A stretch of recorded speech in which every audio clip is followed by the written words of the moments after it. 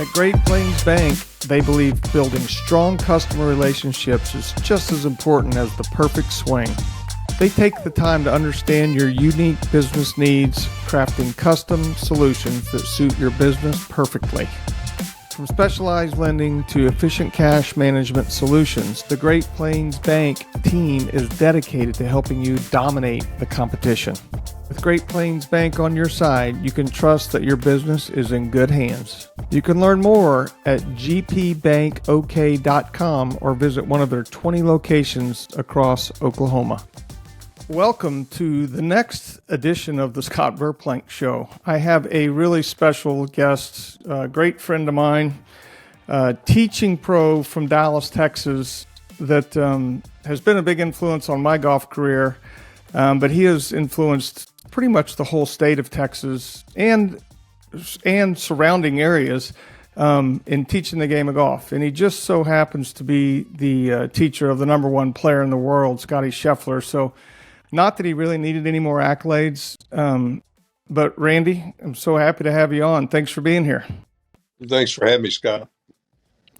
You are now you've been retired as the club pro at Royal Oaks in Dallas for what, 10 or 15 years now? Oh, golly, you had to ask. I think it's about 13 years that I've been kind of moved myself into the golf professional emeritus position, and, been doing that for at least 13. Right. So spend all your time teaching now, which is really what you've been teaching golf for what, 50 years now? 45? Oh, in some fashion, I've had probably 50 years, but it's like I've told a lot of people those first 10 to 15, I probably need to give those back and start over. Well, hey, it's a learning process, isn't it? Oh, yeah. Every single day. Well, just off the top of my head, obviously, you've helped me through the years numerous times. Was Justin Leonard your first kid that really kind of hit it big? Because I know you've had a tremendous junior program at Royal Oaks in all of North Texas. So I know JL kind of grew up with you. Was he the first of your students that really kind of hit it big? I would say so, yes. That hit it really big. Prior to Justin, if we had kids that were coming up or kids that I worked with, the main thing was to see if we could get them somehow on the top 5 in our golf team. Right. And that was the big motivator.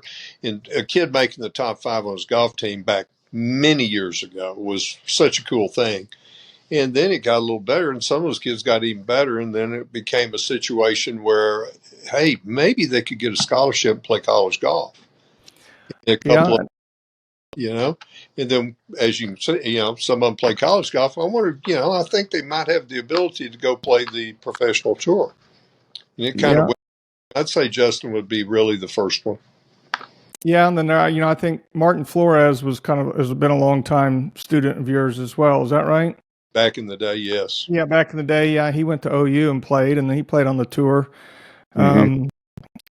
I don't know all the people that you've helped, but you have helped this one little kid since he was about 8 years old, who just happens to be the best player in the world today. So, we could talk about that forever, but he's amazing, isn't he? He's very unique. I saw a lot of things in Justin when he was a little kid, a bunch of things when they were very small. And not that Justin's very big now, but when he was a young kid, all they went about their business differently. They had a different way of looking at golf, playing the game, doing things. And that we kind of nurtured over the years with Justin. But the funniest part of that story is that Scottie mirrored a lot of things that Justin did, a whole bunch of things. Well, I'm sure, yeah. He did is he watched, when he was, I guess, 6.5, 7 years old is when I first saw him. And they came in from New York, joined the club and everything. But when Scottie was little, at that time, there was several players that I was working with, Oh goodness, Gary Woodlands, Martin Laird, Colt Knost, Right. a bunch of them, Harrison Frazier, John Rollins. These are guys I was working with that he got to absorb what they did. And the reason he got to absorb it, he was the type of kid that you really couldn't get rid of. You know, he would come over. I'd be working with oh gosh, there's some names out of the past. Chris Cox, if you remember Cox, Yeah. Went to Oklahoma State. you bet. And things like that. He'd watch Coxie a bunch, but he'd watch you know Harrison a bunch because Harrison's the how Harrison is. He loves to talk a little bit. So him and Scottie, little kid talking to a tour players, yeah, Yeah. unbelievable. Right. Well, So he I had lunch with Harrison the other day, or it's probably been a month, but he was saying, yeah, when Scotty was 8 years old, 10 years old, he was just tagging along and we couldn't get rid of him. And he was just like, he was always there. And I said, well, that's kind of how you learn, I think. well, it's very much that way, and a lot of that, even up through to almost recent time. It's amazing how the circle goes. The tour players that were out here at the time, if they went to play golf or something, it was amazing how he was so comfortable as a little kid to be around for a tour player. You know, for a 30-year-old tour player to ask a 10-year-old, 11-year-old, 12-year-old, come on, you can come on too, and be included in that group and to go out and play with that group. It was very formative for Scottie to see how they dressed, Oh, you know, yeah. the shots they hit, how they hit. Of course, he's not doing it. He's a little kid. He's in driver, 3-wood, 9-iron, and playing the up tees. But he was imitating what these tour professionals were doing, and it was something that to this very day, I mean, I think about it all the time. Him watching all those other kids. But the beauty of it is, Scott, he's doing the same thing on steroids now. I Right. mean, it's he's got a group of 4 kids minimum. If he's in a big practice session up there, we may have a 12-year-old reading out TrackMan numbers. He's always giving grief to a couple of other kids. And it's like, who's the biggest kid out of the 4 or 5 kids that are there? Scottie physically is the Yeah. biggest kid. He's the one Yeah. that has the beard, but the rest of these little guys and they talk trash now, tougher than nails because of their experience around Scottie. And Scottie doesn't give him an inch. In a putting contest, doesn't give him an inch. I mean, it's yelling, screaming, whatever. Closest to the pole's out there at 80 yards. And then it becomes a contest on who's going to hit the pole. It's not how close. Right. And the kids are absorbing the same way that he did. And it's so much fun to watch. Oh, man. Well, and I mean, obviously the way he grew up, what you're saying, having, Justin Harrison, all those guys you were naming, hanging out. I mean, it doesn't get any better than that, to be honest with you. I remember when I was a little kid, if I was ever get to hang out with any guy that was on the tour, I mean, you're just in awe. And if Scottie embraces them like you're saying he does, it's probably the best thing for all of them. It's probably the best thing for Scottie too, because he's not taking himself too seriously and he's just having fun playing golf. Well, we could go down memory lane on Scottie a bunch, but a real good example of that is September 13th, or pardon me, September 17th, because I remember the date. It was the date that Steve Stricker went on TV to announce the Ryder Cup team and who his selections were. Right. God, was that 2020, whatever it was? Yeah, 2022, I guess. Or no, 2020. Yeah. Well, Scottie had made that short list. Okay. I knew that. And, to be selected. And I don't even want to talk about it, nothing like that. I wouldn't bring it up because we all knew what was on the line. Anyway, he got the phone call. And the day that Steve Stricker went in front of that microphone at 10 o'clock our time in Dallas, Texas, he made the announcement and the whole deal. Scottie is, very excited, very happy, and almost as much as me. Almost. Almost. But that afternoon, I'm not kidding you. I've got it on film, and I showed it to Steve in a practice round at Whistling Straits. He asked me, what kind of player, where would he honestly mesh in this? I mean, what's his feel? Give me a feel of Scottie Scheffler. I said, well, matter of fact, I can. The afternoon after he was named to that Ryder Cup team, I took my camera and my phone, and I filmed about a minute or so worth of activity on our practice putting green at the north end of the range. And it was Scotty, a 10-year-old, and a 13-year-old in a knockdown drag out putting contest. It went on for 1 hour. And the beauty of it is the tag at the bottom, September 17th, I believe is the date. And that was the very day that 4 hours before, well, it was 3:30 because kids just got out of school, and they, on top of Scotty and the whole deal, they were over putting. I couldn't get anything done.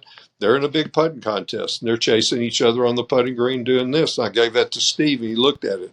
And this will give you a sense of what it's like. Yeah. It was so fun.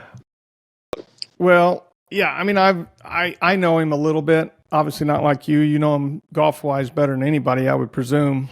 Maybe that, or maybe Ted Scott now. They've obviously spent a lot of time together. Him caddying for Scotty, but he just appears that way. You know, obviously he's a great guy. Has his priorities in line. Got a great wife. You know, it's not, and he's the dominant number one player in the world now, and it really looks like it's no big deal, which is probably the greatest trade he can have. I mean, you've seen it all, teaching guys that are striving for the top, and you may hit the nail on the head. He's still acting like he's 13 years old when he's playing golf, and there's a lot to be said for that.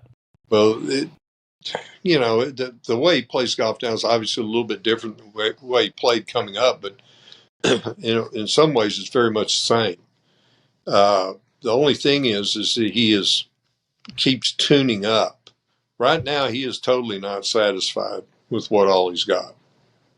And, you get to a certain point, like being number one in the world, winning tournaments and doing stuff, he still is pushing it.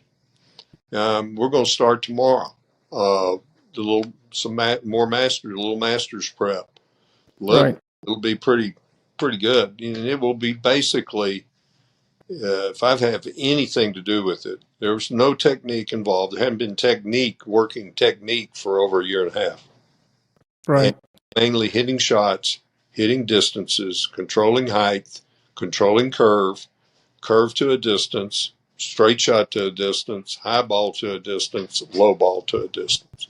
And that's does the bulk of his time right now. And it could go 3 hours, it could go 6 hours of nothing but that. Yeah, I mean that's the kind of dedication I think you got to have. That doesn't shock me, Randy. I mean, it just do you? I mean, I know I've known you for years, way before all this technical stuff and all this equipment. And you use TrackMan and some of those machines, but he doesn't live by those like some guys do. I'm assuming, is that correct? He's got 4 boxes on his TrackMan that he looks at. And if I get over and take his screen and try to scroll it to something else or do something and maybe look at path or fade or whatever, he goes nuts. He says there's 4. What are the 4 boxes? Club head speed. Right. And mostly really on wedges, if you would think about it, and how that relates to, distance. Right. And the spin. The spin, yeah. He's got to have the spin. So he's got carry distance. He'll glance at it because he's got the double thing there and shows actual carry and whatever. Right. How far he carried, spin, how far it carried, at what speed am I swinging the golf club? So if he shoots it down, say he's hitting a 60 degree out there 95 yards, he's going to hit it 85 yards. First thing he looks at is speed. So the speed Right. going to the golf ball needs to match what the golf ball's flying. And that's where he looks. And if you really want to get him going, bring up smash factor. Oh my God. He goes nuts. Well, But that's about Randy, me from the outside, I do have some experience, but watching him play, the smash factor for him is pretty high. He hits a lot of solid golf shots. So, I think you grew up and I grew up in the world where the ball doesn't lie. I mean, you can do all kinds of things, but the ball's going to tell you everything you need to know. We just have all this extra equipment now that seems to make it easier for some. It might confuse others. But that doesn't shock me that he only looks at like 3 or 4 of the metrics that are available, because there's dozens of things you can look at now, and most of them are probably pretty confusing. Well, the thing about it is, if you use the technology as a tool, not as a crutch, it's not the Bible of golf, but if you use it as a tool to see those things, just like Scotty's TrackMan, he'll put it down, tune it up, and here we go. And he's always looking down, glancing down what it's carrying. What is it carrying? What's it spinning? And then, it gets a focus off of right elbow needs to be here. My left hand's going over here. I got to make sure I've got this. I got to rotate more here. It's like you said earlier, the golf ball is telling him. Okay. Yeah. And if something is a little bit askew, we'll tweak something, but very, very, very seldom, because he does hit it so well. And if it's a little bit left, then we're going to check the obvious stuff.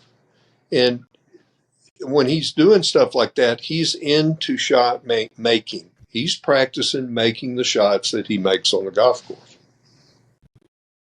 Well, that is the ultimate way to play golf. I think as good as Tiger Woods looks as an athlete, and he's changed his swing around, but it always looks pretty good. His biggest attribute was he was a ball control guy. Everybody thought, well, he just killed it and hit it way past everybody, and it really wasn't that. He was more of a shot maker and a scorer. And that's what I see with Scottie. Obviously, Scottie's had some ups and downs with his putting, I guess, but I mean, I kind of laugh sometimes. If you hit it 10 feet every hole, if you miss a couple, then you think you're not doing very good. And really, you're doing fine. You're still in first place, or you're still right up there with a chance to win. That's true. But it's hard to compartmentalize all that sometimes. But like we've seen the last 3 tournaments he's played in, I mean, he's phenomenal. And his wedge game and putting, obviously, I guess he switched to a mallet putter, which did not see much of the Texas Open or of the Houston tournament. But obviously he's filling it up a little bit, and things looking good going to Augusta. The putter's been really good because it's allowed him to play the way he plays the golf course a little bit more. When he's out there on the golf course, he's an athlete. He's playing golf like an athlete. He moves around. He's got footwork. The beauty of it is he's got the most marvelous hands I've ever seen in my life. And when he feels he's going to do something, his hands transmit. I mean, he's feeling the feel right there in his hands. He's got better club head awareness through impact than any player I've ever seen. And he understands what he's trying to do with the golf ball. And if that club comes in, if he's hitting a cut, he may step out of the way of a cut, depending upon how big a cut he's going to hit. And he does. People, oh my gosh, the footwork. Oh, it's the greatest thing ever. We'll throw it out. But the thing, you don't see Scottie have big misses to the left, and a lot of work is a little Greg Norman-ness, Mark Hakavecchia, those type players had that slide foot. But him being the athlete he is, not to say that Greg Norman wasn't, or no, those guys are all good athletes too. Other players, Calc maybe not so much, but well, I think he was in his day.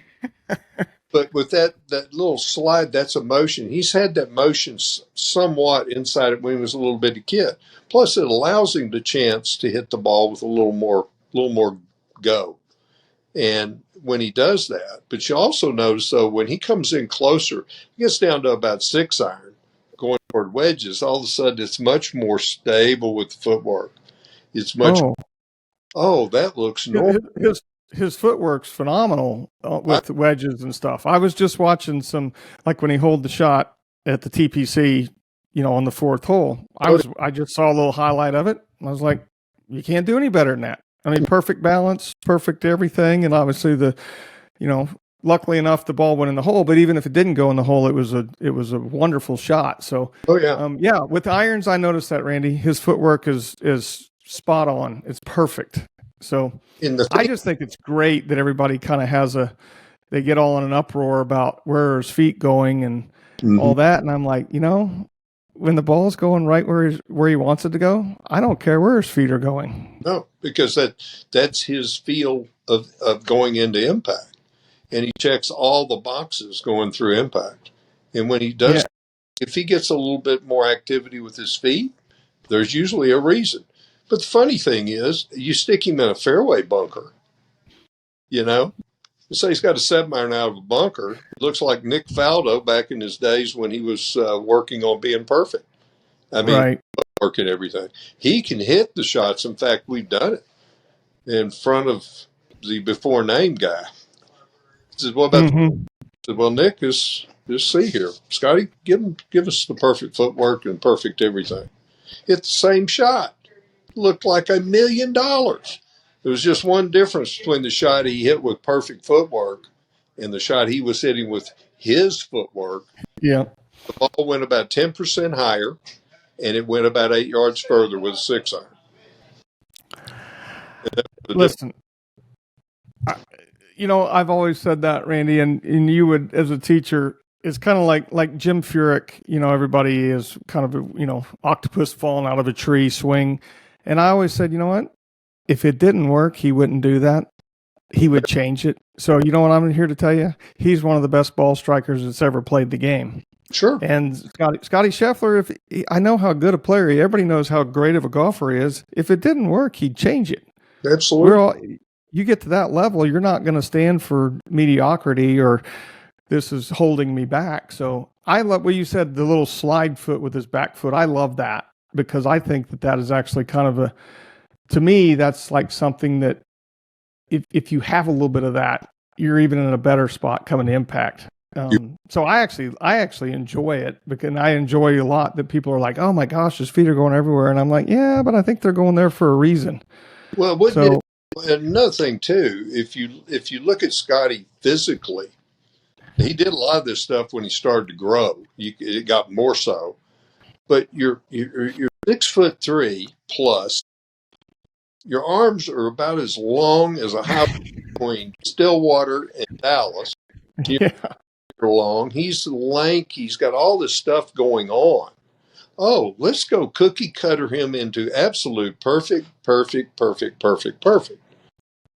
It's just not with that guy. He can slam dunk basketball. If he went to today, he could be a world class pickleball.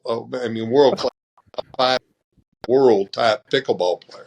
Well, that's funny. I mean, that doesn't shock me though. I mean, obviously, you're a great example. You've seen how much through the years golf at the highest level has changed athletically. Mm-hmm. The kids that are coming out now are in general built more like Scotty. They're bigger, stronger, faster. They could have played basketball, they could have played football or lacrosse or soccer or something else. Mm-hmm. And the Tiger Woods effect kind of brought more people, better athletes into golf, I think. And this is what you got. And I think there's more and more coming. No, there's no doubt about it. And this goes back to the same thing. These kids are watching these elite players, and they're watching not only how they're playing the game, but what they look like and what they're doing. Even the smaller frame guys. I mean, just take Brian Harmon, for instance. He's not a big person, but when he walks up, he looks like a little Popeye. Lean, but built up. He's strong. He's strong. Yeah. As strong as he can be. And the strength is a wonderful thing, because that means your body's probably in better shape. And then when you're swinging the golf club, your body can be in support of swinging that golf club instead of, having to fight it so much. Right. Well, you're 100% right. I mean, I just think it's amazing that the kids are so much better athletes now, but and they hit it much better, but it still takes the same stuff to be the best player. And how Scottie acts is probably his greatest attribute to me, is that he knows how to act. And golf is, for all the things that are going on in golf today, whether it's fractured or whatever at the highest level, he's pretty much, to me, he's the model, because he's not really affected by what other people think or what other people are doing. And he acts the right way in the golf course. And I don't know if that comes from him, his parents, you, a combination. But that, to me, that's about as important as anything he does. And it's helping him stay and maybe get better than he is now. Would you agree or disagree with that? Totally agree. And it does come from all those people you named, because, he saw that. But also some of the tour players that he was around, he watched their demeanor on the golf course. He watched how they presented themselves. And he just happened to be around some really good ones, that could handle their stuff really well. And, it's just like if they were wearing slacks, he'd wear slacks. He'd wear in the summer, but he'd wear shorts in the winter because they weren't playing shorts on. It's 28 degrees outside. Oh, I could just see him at 10 years old wearing slacks on a 103 day at Royal Oaks. Got pictures of it. Unbelievable. I mean, that's the thing. He picked up on that. Now, he had to overcome some things. He feisty when he's little. He was just like you, me, everybody else. He'd get fired up. And it would be to the point I said, look around. Look around. You seeing this? And he'd just grit his teeth, and he'd go off, and a little bit later, he'd come back. He's happy and sassy again. Here we go. But it's been fun to watch. Yeah, well, I'm sure it's been. I think it's great for the golf world. I hope it keeps going. Obviously, I think most people are pulling for him because of just the way he handles himself. And I'm pulling for him. He's a Dallas boy. He's one of your students. So let me ask you a question. Who did you learn teaching golf from? Anybody in particular, or did you try to soak up as much information from as many pros or teachers, maybe 30, 40 years ago? Wow, that's a really good question, because there's been a lot of influences. But I will say this: when I started really teaching it, as hey, this is important. It came from a kid that won a AJGA, or a junior golf tournament, up in Tulsa, Oklahoma, at Indian Springs. You know where that is. And he came back. He won a 13, 14-year-old division. And I get this phone call from him. And this little kid, I'm teaching, right? I'm right. A little kid. And he's maybe 12, 13. And I get this phone call. I won. Oh, you won the tournament? Yes, I won. What'd you shoot? Blah, blah, blah. And I go, you got to be kidding me. Are y'all coming home? He said, yes, you got to come straight to the golf shop with that trophy. So about 7:30 at night, here they come. This is in the summer. Here comes the little kid.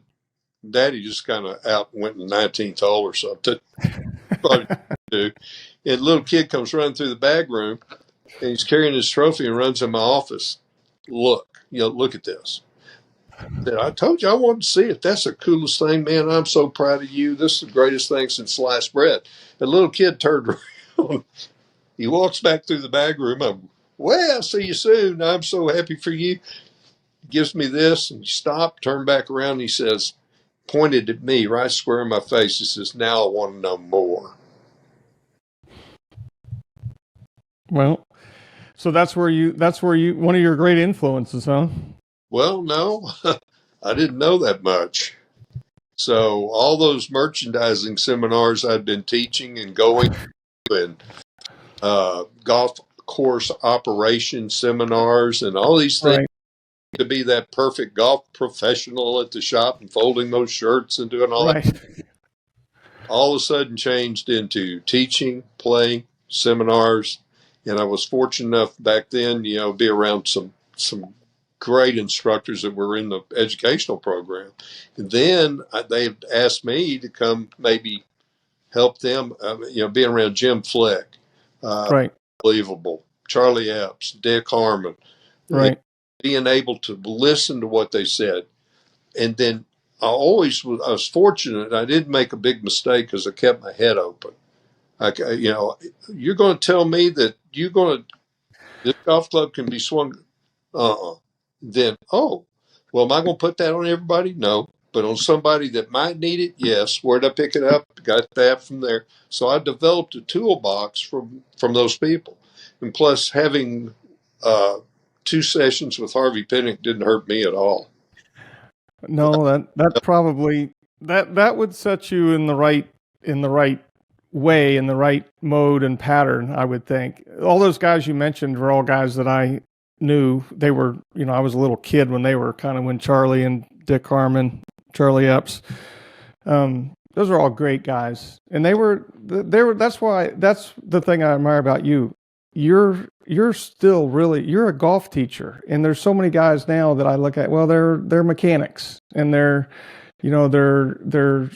number specialists and all that, and I'm like, well, I like Randy because he teaches golf, and golf's got a million little tentacles to it.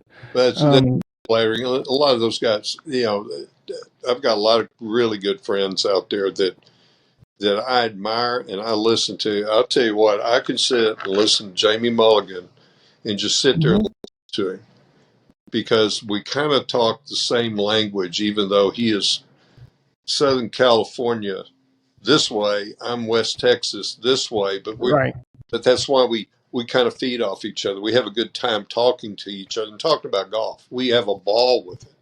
But I think a lot of the things that really pop in my head all the time, it's about the relationship the club face has with the golf ball and the golf ball has with the target.